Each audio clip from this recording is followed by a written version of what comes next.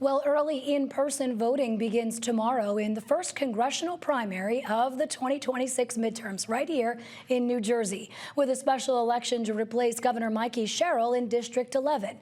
And it is a crowded field. 11 Democrats are vying for the nomination and will face off against Republican Joe Hathaway in the general election in April.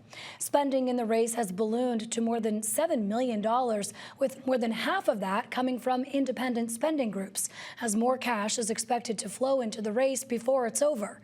Candidates are vying to prove they're the best person to take on Donald Trump as concerns over immigration enforcement take center stage, while also delivering relief from the high cost of living here. Senior correspondent Joanna Gagas takes a look at the field of candidates.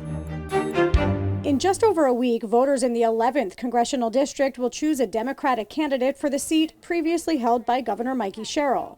The primary election is next Thursday, February 5th, and there are currently 11 candidates vying for the position. There are a lot of very qualified candidates running. If you're a Democrat in this district, this is a wonderful opportunity to sit back for one moment and say, we have a good bench. We have a lot of people who are ambitious, who are smart, who have accomplished records. Their choices include some well-known political players and some lesser-known names.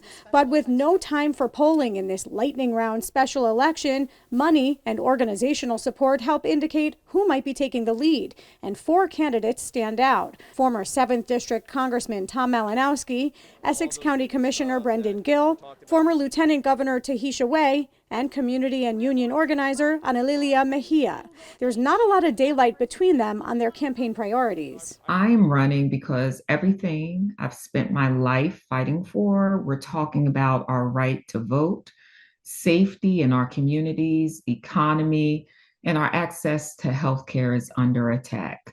New Jerseyans are choosing between paying their rent, their mortgage, and health care. Expand and extend the Obamacare subsidies and tax credits so that our health insurance premiums don't go through the roof.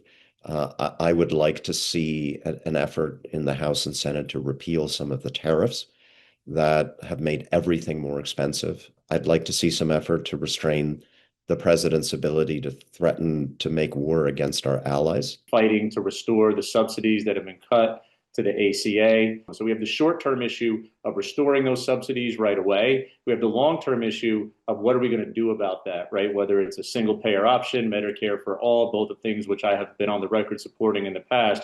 We clearly have an energy crisis right now. And third, Donald Trump yesterday again said that he's freezing all of the funding for the Gateway Tunnel project. It is a $16 billion investment into our region. My main focus is really going to be how do we ensure greater affordability for New Jerseyans in the 11th Congressional District? How do we protect our Constitution?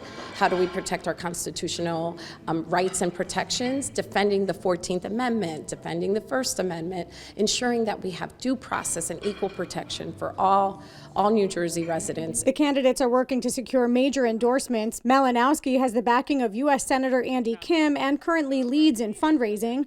Gill has many prominent labor unions and high-profile Democrats, including former Governor Phil Murphy in his corner. Mejia also has several labor unions and the support of prominent national progressives like Senator Bernie Sanders, whose campaign she worked for. Way has the backing of the Democratic Lieutenant Governors Association, which has been pouring money into her campaign. Each is making their case for why you should vote for them. I was in the House in the first Trump term when Democrats had a majority only in the House, not in the Senate. And of course, Trump was in the White House, and we were able to do quite a bit. I fear the potential loss of our democracy, and this is a chance to get back into the House quickly in the middle of this emergency, to put some of my experience to good use. I am the only candidate, right, who has delivered to her constituents.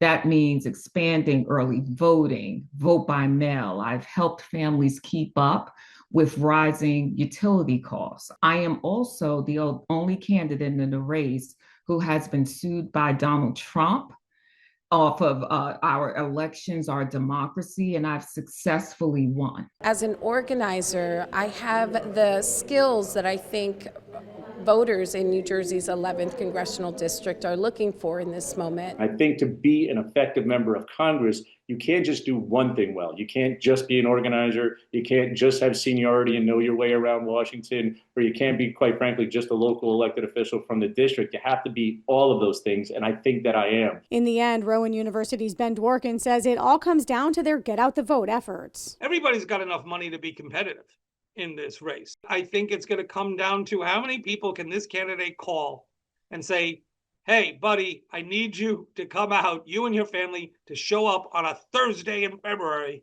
and vote for me. And that turnout could be the difference of just a couple thousand votes next Thursday. For NJ Spotlight News, I'm Joanna Gagis.